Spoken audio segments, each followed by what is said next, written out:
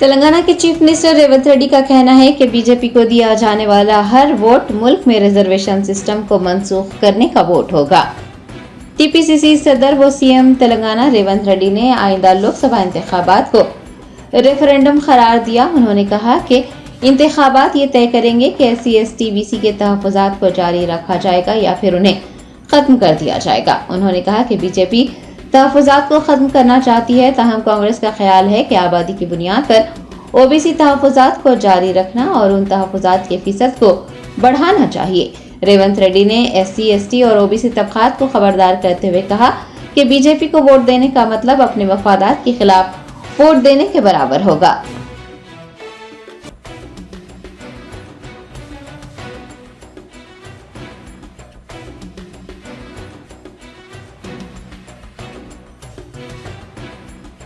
RSS యొక్క భావజాలము BJP యొక్క విధానము ఈ దేశంలో ఉన్న రిజర్వేషన్లను రద్దు చేయడమే. వాళ్ళ ఆఖరి యుద్ధం ప్రకటించారు ఈ రాజ్యాంగం మీద. ఆ ఆఖరి యుద్ధమే SC/ST OBC రిజర్వేషన్ల రద్దు. ఈ SC/ST OBC రిజర్వేషన్లు రద్దు చేయాలంటే 400 సీట్లు కావాలి. 2/3 మెజారిటీతోని లోక్సభ రాజ్యసభలో ఈ బిల్లును ఆమోదింపజేసి అన్ని రాష్ట్రాల మీద ఒత్తిడి తీసుకొచ్చి రిజర్వేషన్లను రద్దు చేయడానికి భారతీయ జనతా పార్టీ కుట్ర చేస్తుంది. 1925 సంవత్సరంలో మొదలుపెట్టిన RSS 100 సంవత్సరాలు పూర్తయ్యే లోపల ఈ దేశంలో రిజర్వేషన్లను రద్దు చేస్తామనే విధానాన్ని RSS తీసుకున్నది. 2025కు 100 సంవత్సరాలు RSS ఆవిర్భవించి పూర్తి కాబోతుంది. కాబట్టి రిజర్వేషన్లను రద్దు చేయాలన్న పట్టుదలతోని RSS ఉన్నది. RSS పెద్దలు చాలా సందర్భాలలో రిజర్వేషన్ల రద్దు విధానాన్ని ప్రస్తావించారు.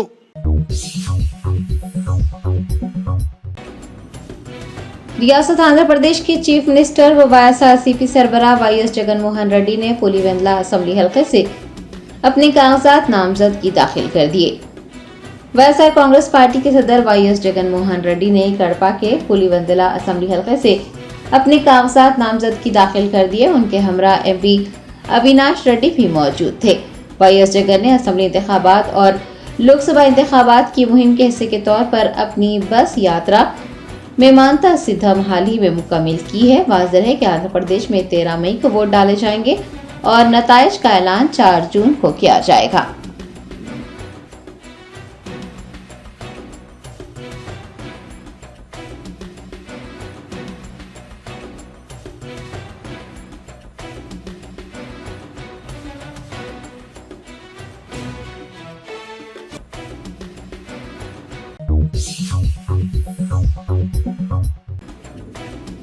भारत राष्ट्र समिति के सिद्दीपेट MLA हरीश राव ने चीफ मिनिस्टर रेवंत रेड्डी को रियासती असेंबली के रूबरू यादगार शोहदा पर अवाम से किए गए वादों पर अमल आवरी से मुताल्लिक मुबाहिसे का चैलेंज किया है।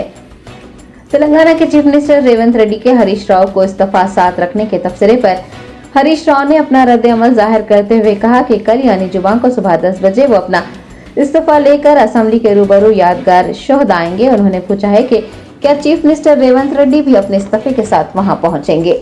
साबिक वजीर ने कहा कि दोनों के इस्तीफानामे दानिश फरहान को सौंप दिए जाएंगे। अगर कांग्रेस की जमानतों पर अमल हो जाता है और 15 अगस्त तक किसानों का कर्जा माफ कर दिया जाता है तो वो मुस्तफी हो जाएंगे और उनका इस्तीफा स्पीकर को सौंप दिया जाएगा। हरीश राव ने मजीद कहा कि अगर ऐसा नहीं हुआ तो रेवंत रेड्डी को मुस्तफी हो जाना चाहिए। उनका इस्तीफा खत स्पीकर को दे दिया जाएगा।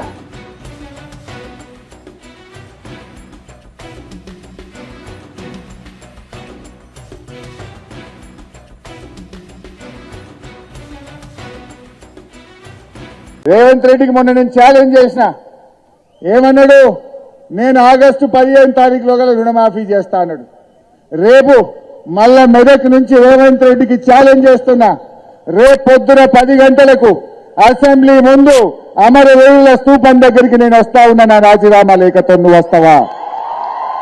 నువ్వు రాదమ్ముంటే నువ్వు ఆగస్టు 15లోగా రుణమాఫీ చేసేది నిజమైతే, ఆగస్టు 15లోగా బాండ్ పేపర్ మీద రాసిచ్చిన 6 గ్యారంటీలు అమలు చేసే వాస్తవ నిజమైతే రేపు గన్ పార్క్ దగ్గరికి మనమిద్దరం రాజీనామా లేఖలను మేధావుల చేతుల్లో పెడదాం. మేధావుల చేతుల్లో పెడదాం. ఆగస్టు 15 లోగా నువ్వు 6 గ్యారంటీలను రుణమాఫీని అమలు చేస్తే నా రాజీనామా లేఖ తీసుకుపోయి స్పీకర్ గారికి ఇస్తారు. ఒకవేళ నువ్వు అమలు చేయకపోతే నీ రాజీనామా లేఖ తీసుకుపోయి గవర్నర్ గారికి ఇస్తారు. దానికి సిద్ధమేనా అని అడుగుతా ఉన్నా. నువ్వు దానికి సిద్ధమా అని అడుగుతా ఉన్నా. దమ్ముంటే రా.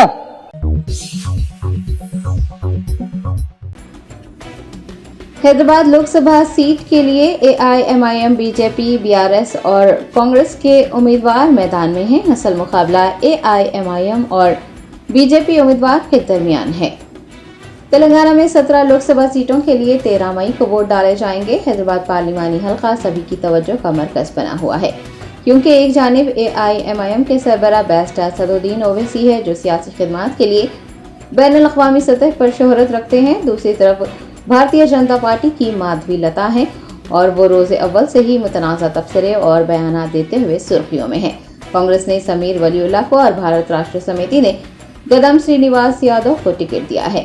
कहने को तो ये मुकाबला 4 जमातों के उम्मीदवारों के दरमियान है, लेकिन देखा जाए तो असल मुकाबला मजलिस वर्सेस भारतीय जनता पार्टी है।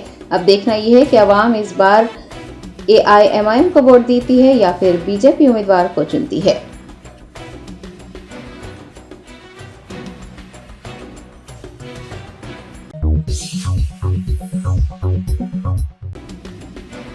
मरकजी वजीर दाखिला अमित शाह के दौरे हैदराबाद के मौके पर शहर हैदराबाद में बीजेपी हुकूमत मुखालिफ फ्लेक्सीज मंजर-ए-आम पर आई हैं।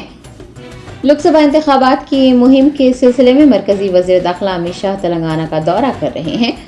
दरियासना हैदराबाद में कांग्रेस के दफ्तर गांधी भवन के करीब फ्लेक्सीज लगाए गए हैं, जो वजीर आजम नरेंद्र मोदी और बीजेपी हुकूमत की नाकामियों को जाहिर कर रहे हैं। न्याय वंचिता के नाम से लगाए गए ये फ्लेक्सी गुज़िश्ता 10 सालों में किए गए वादों और मुल्क के मसाइल को उजागर कर रहे हैं।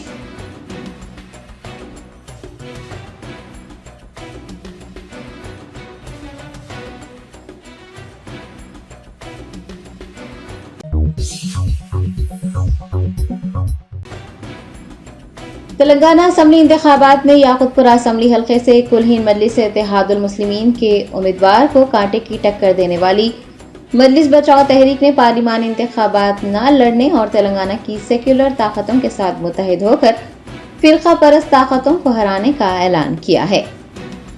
मजीदुल्लाह खान फरहत, सदर मजलिस बचाओ तहरीक, ने एक प्रेस कॉन्फ्रेंस करते हुए कहा है कि एमबीटी के रहनुमाओं और कारकुनान मजहबी रहनुमाओं से काफ़ी मुशावरत के बाद एमबीटी ने इस बार पार्लिमानी इंतखाबात न लड़ने का फैसला किया है। उन्होंने बताया कि मजलिस बचाओ तहरीक पार्लिमानी इंतखाबात नहीं लड़ेगी, बल्कि फिरका वाराना ताकतों को शिकस्त देने के लिए सेक्युलर क़ुव्वतों के साथ मिलकर काम करेगी और फिरका परस्त ताकतों को इख्तिदार में आने से रोकेंगी। मजीदुल्लाह खान फरहत ने कहा है कि अगर मजलिस बचाओ तहरीक के उम्मीदवार इंतखाबात लड़ते हैं तो मुस्लिम और सेक्युलर हिंदू वोटों में तकसीम होगी, जिससे सेक्युलर ताकतें कमज़ोर हो सकती हैं और फिरका परस्त ताकतें बरसर इख्तिदार आने का अंदेशा है। मजलिस बचाओ तहरीक ने फिरका परस्त ताकतों को शिकस्त देने के लिए सेक्युलर ताकतों के साथ मुत्तहिद होकर काम करने का ऐलान तो किया है, लेकिन वो किसकी तायद करेंगी या फिर कौन सी सेक्युलर ताकतों के साथ मुत्तहिद होकर काम करेंगी, इस बात की वजाहत नहीं की गई है।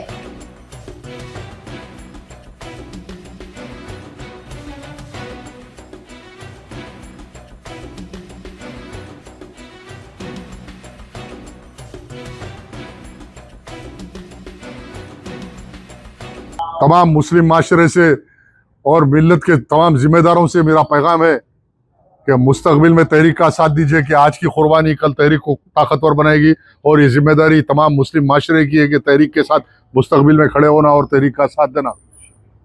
ये कुर्बानी रागा नहीं जाएगी। इंशाल्लाह आने वाले बल्दिया इलेक्शन में तहरीक इंशाल्लाह बेहतर से बेहतर काम करेगी।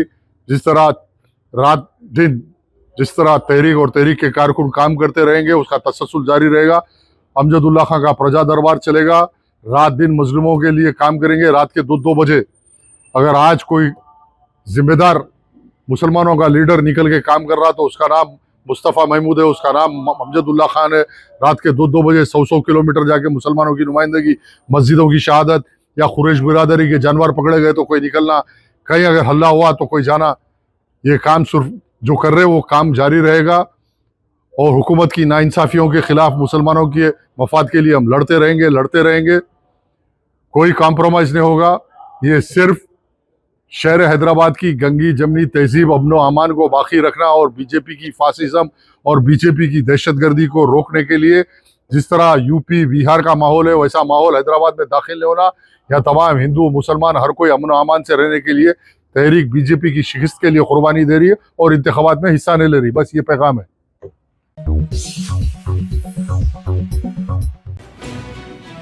लोकसभा इंतखाबात के इंतजामात के सिलसिले में महकमा पुलिस और इलेक्शन अफसरान का एक इजलास मुनक्किद किया गया।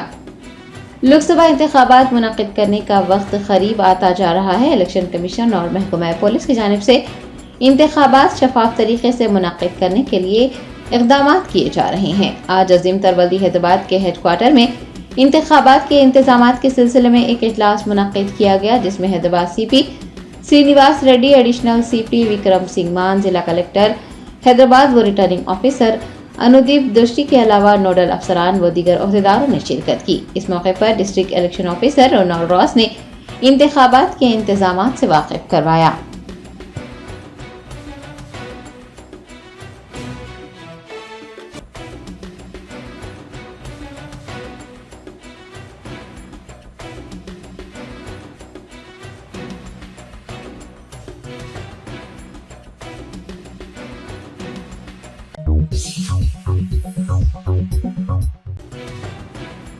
टीपीसीसी के कारगुजार सदर जग्गा रेड्डी ने वजीर आजम नरेंद्र मोदी और वजीर दाखिला अमित शाह की जानिब से मुसलमानों को दिए जा रहे तहफ़्फ़ुज़ात खत्म करने का ऐलान करने पर दोनों तेलुगु रियासतों समेत मुल्क की आवाम से अपने तहफ़्फ़ुज़ात की हिफाजत के लिए राहुल गांधी के हाथ मजबूत करने और कांग्रेस पार्टी को वोट देकर कामयाब बनाने की अपील की है।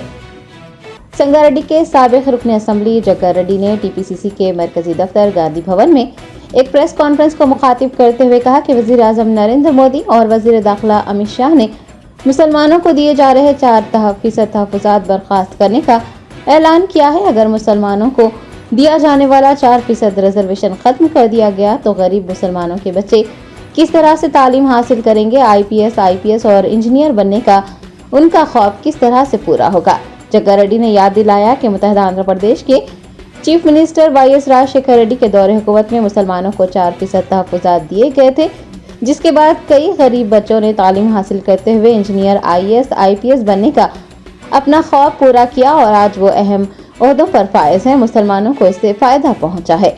उन्होंने पार्लिमानी इंतखाबात को सांप और न्योले की लड़ाई करार दिया और कहा कि बीजेपी नाक सांप है और कांग्रेस न्योला है जो कि मुल्क के बाशिंदों और उनके हुकूक के लिए लड़ रही है। जग्गा रेड्डी ने मुल्क की आवाम से अपने तहफ़्फ़ुज़ात की हिफाजत के लिए राहुल गांधी के हाथ मजबूत करने और कांग्रेस पार्टी को भारी अक्सरियत से कामयाब बनाने की अपील की है।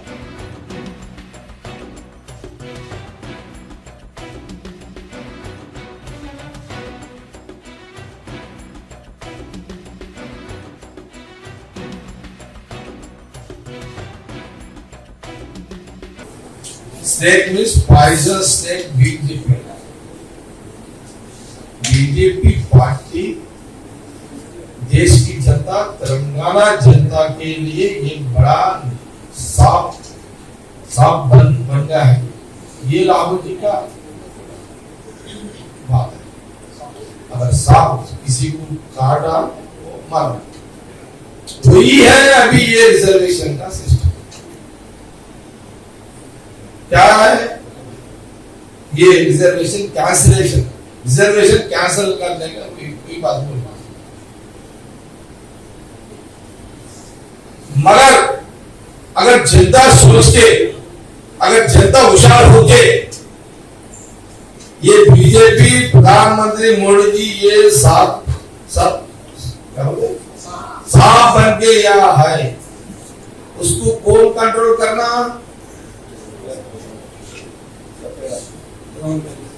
सपेरा वो मुंगीसा कंट्रोल करता है। हाँ सपेरा मुंगीसा क्या बोलते हैं? मुंगूस। सांप को रोकने वाला कौन है? मुंगूस। जनता किसके अब साथ के साथ रहती या मुंगीस को देखते? मुंगीस को देखते। कांग्रेस पार्टी है, राहुल जी अगर प्रधानमंत्री जनता बना लिए, इससे अच्छा खुशी की बात और क्या रहेगा?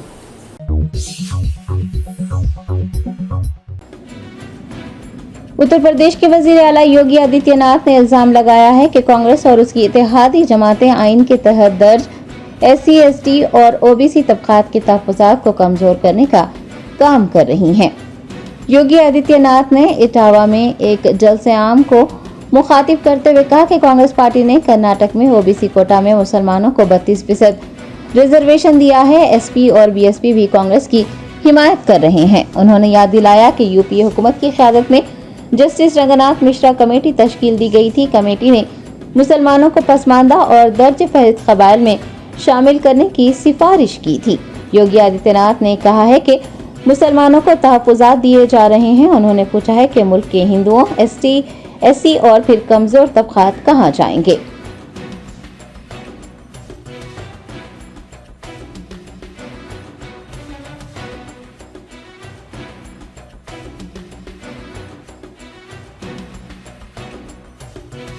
और ऐसा नहीं कि पहली बार हो रहा है। याद करिए, जब कांग्रेस नेतृत्व की UPA सरकार थी और सपा और बसपा दोनों कांग्रेस नेतृत्व की UPA सरकार का समर्थन कर रही थी, उस समय क्या आलम था? उस समय उन्होंने एक जस्टिस रंगनाथ मिश्रा कमेटी गठित की थी। उस कमेटी ने संस्तुति की थी कि मुसलमानों को भी पिछड़ी जाति में और अनुसूचित जाति में शामिल करके आरक्षण का लाभ जो पिछड़ी जाति के लोगों को मिल रहा है उनमें से कुछ को कटौती करके मुसलमानों को दे देना चाहिए, कुछ को अनुसूचित जाति को दे देना चाहिए। ये तो कांग्रेस नेतृत्व की मंशा थी। यही नहीं, सच्चर कमेटी की रिपोर्ट भी किसी बात की ओर इंगित करती है। ये भी कांग्रेस ने गठित की थी। और आज जब कांग्रेस आई है तो कांग्रेस यही कहती है, फिर से कांग्रेस यही कह रही है कि आएंगे तो देश के संसाधनों पर फिर से मुसलमानों का अधिकार हो, इसकी वे वकालत करेंगे।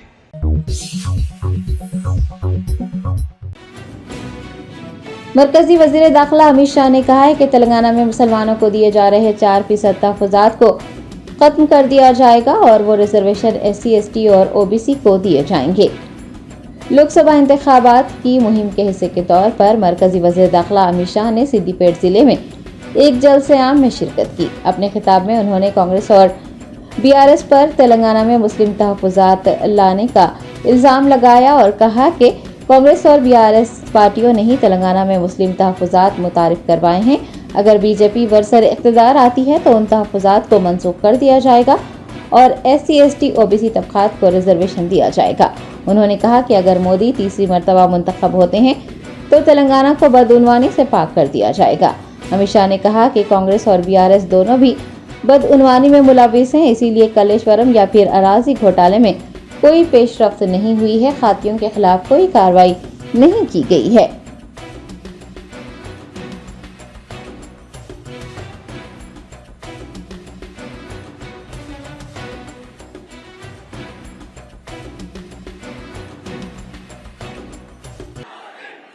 मैं आपको बताना चाहता हूं, भारतीय जनता पार्टी ने तय किया है कि 17 सितंबर को हम तेलंगाना विमोचन दिन मनाएंगे। हम मजलिस से नहीं डरते। और आज मैं तेलंगाना के लोगों को कहकर जाता हूं, भारतीय जनता पार्टी ने निर्णय किया है कि मुस्लिम रिजर्वेशन जो यहां पर TRS और कांग्रेस ने किया है, हम उसको समाप्त कर SC, ST और OBC का रिजर्वेशन करने का काम भारतीय जनता पार्टी करेगी। ये हमने तय किया है। भाई और बहनों, इस बार तेलंगाना की जनता का जो मूड है वो मोदी जी के साथ तेलंगाना की जनता ने तय किया है कि हर सीट से मोदी जी को कमल को खिलाकर दिल्ली भेजना है। आज मैं तेलंगाना की जनता को विश्वास दिलाने आया हूं कि समग्र तेलंगाना का विकास तभी हो सकता है। तेलंगाना के आला पुलिस एहलकार ने गैर फाल रिक्लाइनर सीटों पर सिंगापुर एयरलाइंस पर मुकदमा दायर किया। अदालत ने सिंगापुर एयरलाइंस को मुतासिरा पुलिस एहलकार को 2 लाख रुपए बतौर मुआवजा अदा करने का हुक्म जारी किया। तफसीलात के मुताबिक तेलंगाना के डीजीपी रवि गुप्ता और उनकी अहलिया अंजलि गुप्ता ने 23 मई 2023 को हैदराबाद से ऑस्ट्रेलिया का बराए सिंगापुर सफर किया था।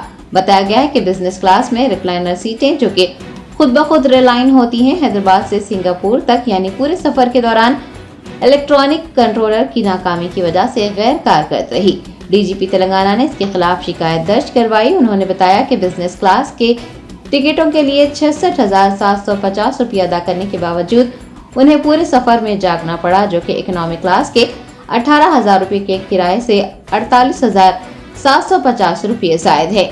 हैदराबाद में district consumer dispute redressal commission third ने सिंगापुर एयरलाइन को शिकायत कुनिंदा को 2 लाख रुपये बतौर मुआवजा अदा करने का हुक्म दिया है।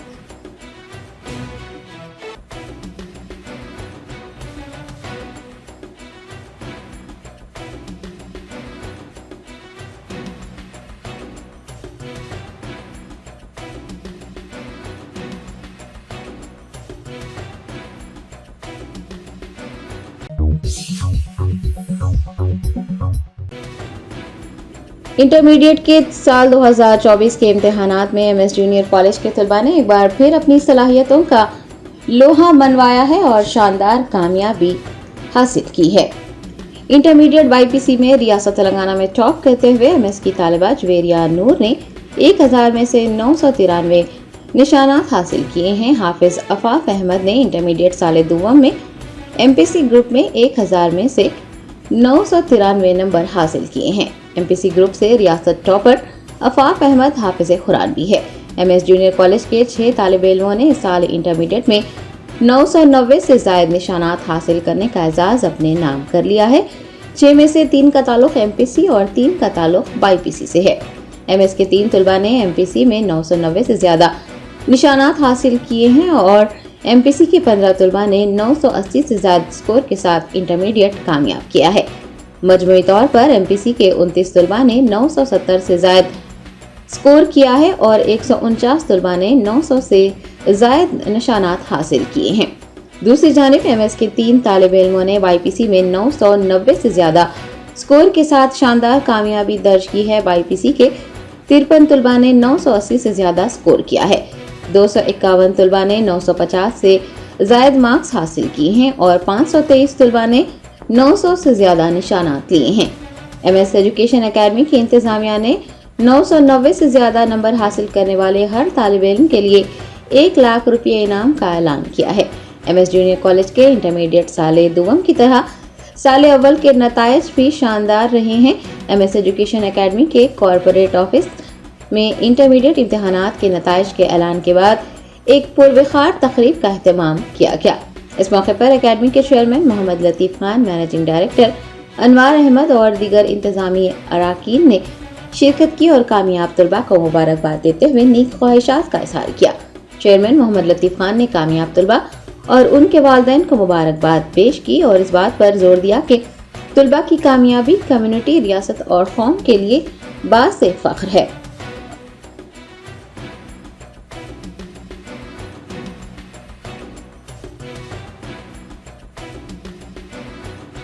और अल्लाह ताला के करम से इस साल एमपीसी और बाईपीसी दोनों में एमएस के रिजल्ट स्कोर्स 993 है और 990 के ऊपर हमारे टोटल 6 स्टूडेंट्स 3 एमपीसी में और 3 बाईपीसी में स्कोर किए हैं। इस तरीके से अल्लाह के करम से एमएस की हिस्ट्री में ये अभी तक के हाईएस्ट स्कोर्स कंसिडर किए जा रहे हैं। और साथ ही साथ अल्हम्दुलिल्लाह बॉयज और गर्ल्स दोनों का भी बहुत अच्छा इसके अंदर रिजल्ट रहा है। बॉयज एमपीसी से एक लड़का है जो 993 मार्क्स स्कोर किया है और एक बाईपीसी में लड़की है जिसने 993 मार्क्स स्कोर किए हैं। इस तरीके से अल्लाह के करम से हर साल की तरह इस साल भी सैकड़ों बच्चे अल्हम्दुलिल्लाह रब्बिल आलमीन 90% स्कोर करके कौम का नाम और इदारे का नाम ऊंचा कर रहे हैं, वालिदैन का नाम ऊंचा कर रहे हैं। और साथ ही साथ इस मौके पर मैं ये भी बात सामने रखना चाहता हूँ कि एमएस का जो मकसद है वो यही है कि कैसे हमारे आने वाली नस्लों की दीन की और ईमान की हिफाजत हो, कैसे हमारी बच्चियों के जो ना पर्दे की हिफाजत हो, कैसे उनकी इस्मतों की हिफाजत हो, कैसे उनको एक पाकिज़ा माहौल दिया जाए और साथ ही साथ एक दीन और दुनिया दोनों के कॉम्बिनेशन में तालीम बच्चों को दी जाए ताकि बच्चे हमारे सीधे रास्ते पर चलने वाले बने और वालिदैन की फरमाबरदारी करने वाले बने, अल्लाह को राज़ी करने वाले बने, नबी करीम सल्लल्लाहु अलैहि वसल्लम की सुन्नतों पर चलने वाले बने। इसकी एमएस की अपनी कोशिशें हैं। अल्लाह के करम से बहुत हद तक हमारे को इसके अंदर कामयाबी भी हासिल हो रही है।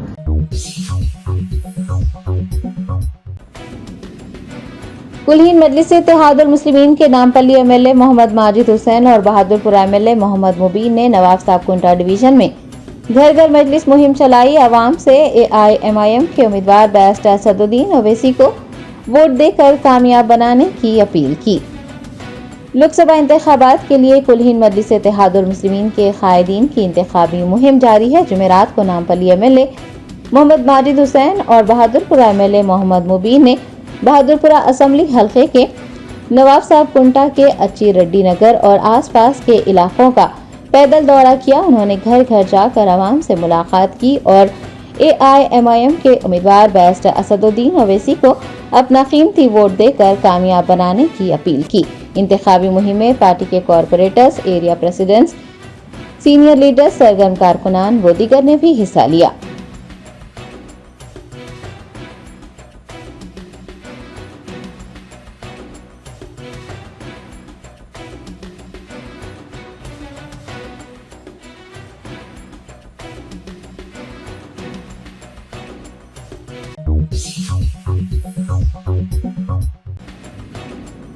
All India Muslim personal law board के साबिक मोतमद उमूमी मौलाना वली रहमानी ने किशनगंज के राय दहिंदों से AIMIM उम्मीदवार अख्तर उल ईमान को वोट देने की अपील की है।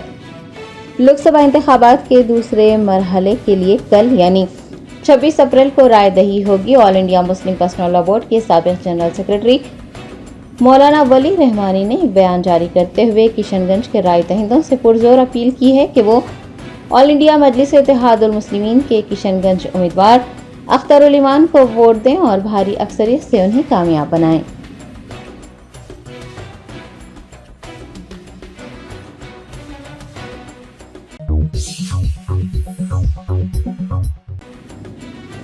शहरीदाबाद के मज़ाफ़ाती इलाके गुरमगुड़ा में एक चलती हुई कार में आग लगने का वाक़या पेश आया। कार मुकम्मल तौर पर शोलापोश हो गई। तफसीलात के मुताबिक हैदराबाद के मज़ाफ़ात में वाक़े गुरमगुड़ा बड़ंगपेट के करीब आज दोपहर एक चलती हुई कार में अचानक आग लग गई। कार के इंजन से धुआं निकलते देख कार में सवार अफराद फौरन नीचे उतर गए और कोई जख्मी नहीं हुआ।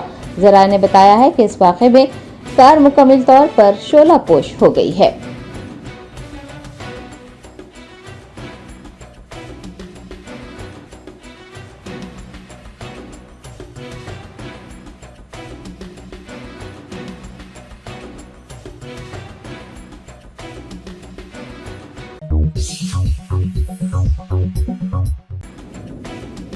Success the junior college Malakpet branch की तालिबात ने इंटर इम्तिहानात में शानदार कामयाबी हासिल की है। कॉलेज इंतजामिया ने कामयाब तालिबात को मुबारकबाद पेश करते हुए नेक ख्वाहिशात का इजहार किया है। इंटर इम्तिहानात में success the junior college Malakpet branch की तालिबात ने अपनी सलाहियतों का शानदार मुजाहरा किया है। कॉलेज प्रिंसिपल शबाना कौसर ने मीडिया के नुमाइंदों से बात करते हुए कहा कि इंटर इम्तिहानात में YPC की 2 तालिबात ने 437 और 440 मार्क्स हासिल किए हैं और रियासती सतह पर दूसरा रैंक हासिल किया है। उन्होंने बताया कि YPC की तरह MEC और CEC के नताइज भी शानदार रहे हैं। कॉलेज प्रिंसिपल ने डायरेक्टर, चेयरमैन, असातिज़ा, तुलबा और औलियाए तुलबा की काविशों को सराहते हुए उन्हें मुबारकबाद दी है और वालिदैन से ख्वाहिश की है कि वो अपनी लड़कियों को ज़ेवर तालीम से आरास्ता करने के लिए सक्सेस द जूनियर कॉलेज का इंतखाब करें।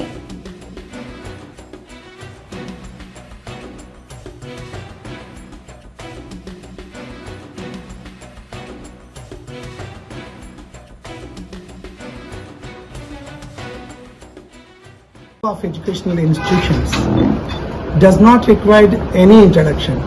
Alhamdulillah, our name itself is a brand and a symbolic for the service in the education field. We are in the education for the last 25 years. Alhamdulillah, today we are having 6 schools and 3 junior college. Malakpet Junior College we have started this year, but this is our first year's output and our students excelled state level 2nd rank in BPC and 4th rank or 4th position through MAC. And I would like to thank the students for their hard work as well as the parents for their continuous and their permanent encouragement and support, for having a complete confidence and the trust in Success Group of Educational Institutions. I would like to thank our director, our dynamic director, Madam Samina Madam, and our chairman Sir Muhammad Irfanullah Sir, for having a vision to provide education to eliminate, eradicate poverty.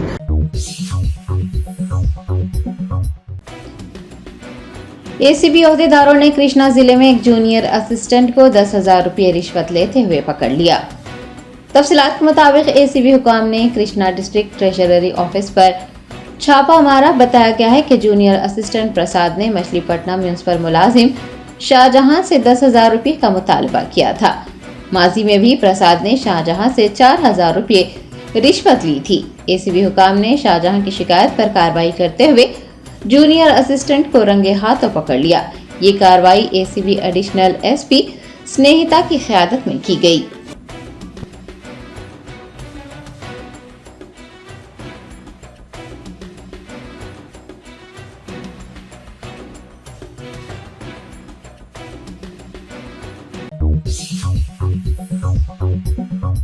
Germanton super speciality hospital, doctor Mir Jawad Zar Khan, senior experienced orthopaedic surgeon, bone fracture, joint replacement, hip replacement और spine surgery कामयाबी से अंजाम दे रहे हैं। इसके अलावा neuro surgery, cardiology, gynaecology, dental, general medicine, dialysis और फिजियोथेरेपी जैसे शोबाजात में इंतहाई कामयाबी के साथ वाजिबी फीस में इलाज किया जा रहा है। शेयरिंग और प्राइवेट रूम्स, अस्पताल में 24 घंटे MRI, CT scan, 2D digital x ray, ultrasound, operation theatre, ICU और लैब की सहूलत दस्तयाब है। आपकी उम्मीदों के ऐन मुताबिक Germanten super speciality hospital, pillar number 150, Attapur, Hyderabad.